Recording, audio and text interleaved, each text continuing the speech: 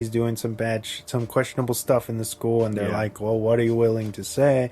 So that they basically pitch it like you don't want him to hurt somebody like he hurt you, right? And he hesitates, and then I think he gives in. He snitches on him, obviously. And he ends up... He thinks that he's protected, and that Fletcher's not going to know who squealed, pretty much, right? And that scene, the end scene is great. Mm-hmm. But I like that scene where he kind of randomly he sees that Fletcher's playing at the jazz club, and he goes in and watches him play piano, and then he sees him, and then Fletcher ends up meeting up with him or catching him before he leaves, and he's like, oh, let's sit down and talk. And it got let go by the school. Or he said he had to walk away, and he's like, oh, you quit? And he's like, oh, kinda.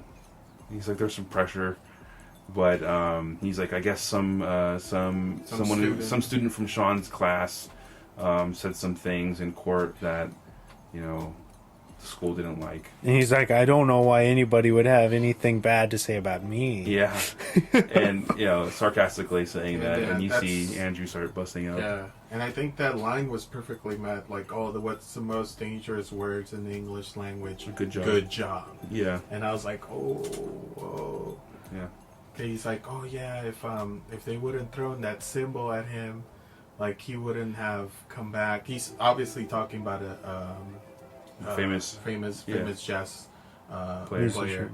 And he's saying that I guess he went home, he cried himself to sleep. Yeah. But the next day he woke up and he played and practiced until he was the best. And then Miles Teller asked him, he's like, that's why I do what I do. I push people past what they think their limits are to find the best. And he says, how do you know when you've pushed someone? Even Andrew says that. Yeah. Like, he's like, how do you know you may have discouraged the next big jazz musician? He's like, well, the next big one wouldn't be discouraged. He would keep going, even if I did, push him past that limit. Yeah, which is a metaphor or like mirroring what they're going through or what they were going through at the time. Well, in the conclusion of the film. Yeah. Because then he's like, all right, I want to invite you. We're going to do this big thing and play Whiplash. Or that's what he says. He says, what are the two that they were working on? It's Whiplash and another one. I forget. Caravan, yeah. And then which is so smart by Fletcher, because he when they're getting set up and he's ready to play, and he walks by the drums and he's like, I know it was fucking you. I know you're the one who said, you snitched. Yeah, you snitched on me, and you can see Miles Teller like, he's like, what? I knew the whole time. Yeah, you think I'm fucking stupid or whatever? But the way, and you see Miles's or Andrew's face, and he's like smiling when he comes up to him, and then as soon as he says that, his face goes like completely blank, and he's like, oh shit. And then he's like, you see Fletcher goes up and he's like, oh, we're gonna go ahead and play, some of the classics. Song. Yeah. And then Miles is like, oh shit, I don't know this song. Yeah. And he's looking around the notes to see if there's any papers, and there's none. There's no notes. Everybody has the music notes except for him. Yeah. And you could just tell he's out of place, and everybody's like, what the fuck are you doing? And it was a setup. Yeah.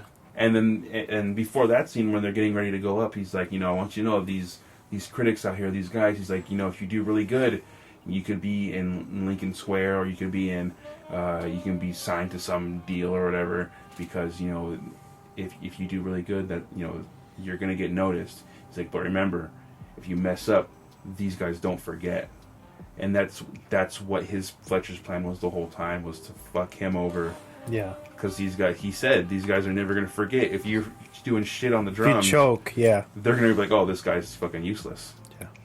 And that's what his plan was. And you do kind of see him break, because he's like, oh, I don't know this fucking music, and he leaves and he goes and gives his dad a hug. Because you have to think of, excuse me, I'm sorry. Wow. He remember he fucking tackled him. Yeah. He cussed him out, and then of course he snitched on him. Mm-hmm.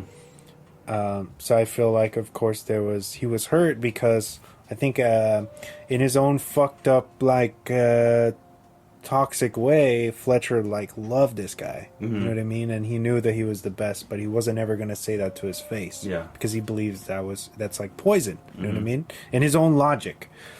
So, when it kind of wraps up and Andrew is about to walk off stage defeated. Yeah, well, he does, and he goes Yeah. to his dad in the back, and he gives him a hug, And and he's like, "Oh, let's go home," or something. Yeah, like we don't ever have to think about this again. Pretty yeah. much. Doesn't his dad say like, "You did a good job"? Yeah. And it's funny because he got the reaction like, "Oh, fuck that, this is not good." So he goes back and he starts like fucking playing. Like whatever, Like whatever.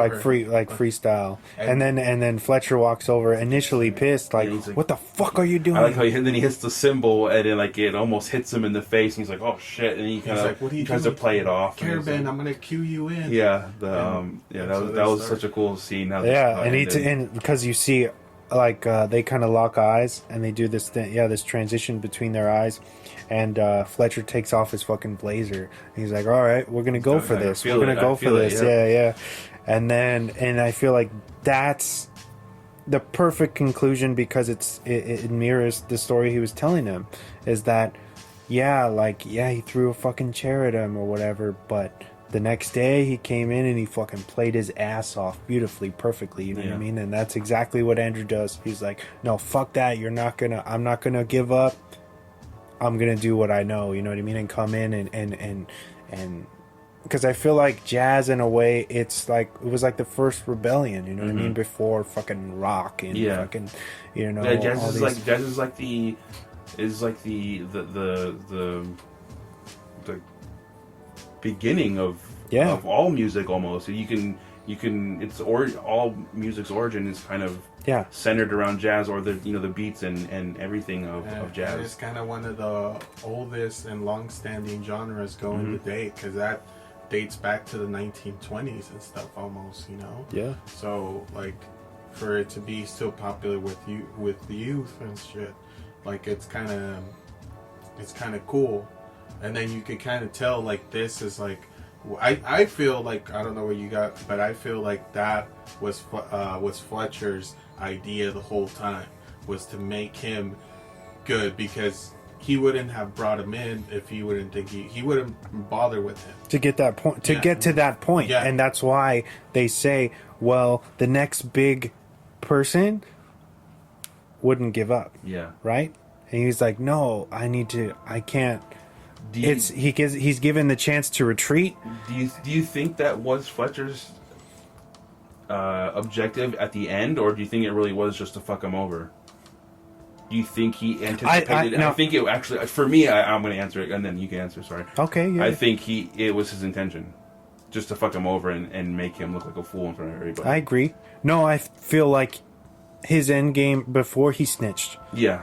was, "I'm gonna ride this guy because I know he's better than all these other fuckers," you know? Yeah, exactly. And then he fucks him over, so then he's like, "Oh, fuck this, fuck this I'm gonna kid. get him back. I'm gonna get him back." Yeah. But then he flips the script, and he remembers his story, and he's like, "No, let me do it." And that's when he hits that symbol, and he says, "Oh, okay." And then that's the realization Yeah. of like, I understand. And when they lock eyes, and that's They how go they back and end. forth, They yeah. and they end the film like that. I like the scene where he gets up to him. It's the rest of the band is done playing, but He does like a he keeps fucking going. He's going for 3 minutes, 5 minutes, 5 whatever. minute solo. Yeah, Yeah. by himself, sweating, crazy. And then Fletcher comes up to him and he's like, pick it up, pick it up, pick it up. And then he's like, go down. He's like, slow, slow, slow. And he gets really slow. He's bring it up, bring it up, bring it up, bring it up. And then and then the band starts playing again. But then that's when you're talking about they're going back and forth with the eye contact, and that's where you see like they're on the same wavelength. Yeah. Jesus, that editing, I have no idea. How the fuck do you the put that close- together? Yeah, How do you put that I don't together? know. I love the close-ups they did in this scene where they have like the sweat actually on the symbol, With the like, blood. the blood, yeah. Yeah. everything. I was just like, oh my god. Even that imagery towards the when he tackles him, And like he walks, he's like, "Fuck you, Fletcher! Fuck you!" And the shot ends with that scene ends with the just a picture of the symbol and the drips of blood all over the symbol. Kind of, yeah. That's great imagery. Yeah. But yeah, that's the end of the Whiplash. movie. And then the credits start right after that. Yeah. But I think it was wonderful because I think he I think that's what, because I feel like everybody's intimidated by Terrence because he has this aura around him, and nobody, like, I feel like I feel sometimes people test you, like they push your buttons so you could fight back too, and you could be like, you know what, motherfucker, I play better than you could ever play, and that's what I think Andrew did. He's like, no, this is my time, this is my orchestra now. Yeah. Like, he took control. He's like, I'm gonna cue you in, and he was just taking control of the whole setup for that band at the end. And that was that same kid, like, because you could see that he's the mindset when he going back to his girlfriend, and how confident he is in his abilities. Yeah. And then that same kid, you know, he's distraught and kind of discouraged for a while, and then when we end the film, he's back to that. No, I'm the best. Yeah. You know what I mean? Exactly. It's 10 out of 10, perfect film. Such a good Yeah. movie. 10 out of 10. Yeah. Same here. Did a good job. I watched this like 3 times, I think. That's cool. I'm glad I had you like something I picked.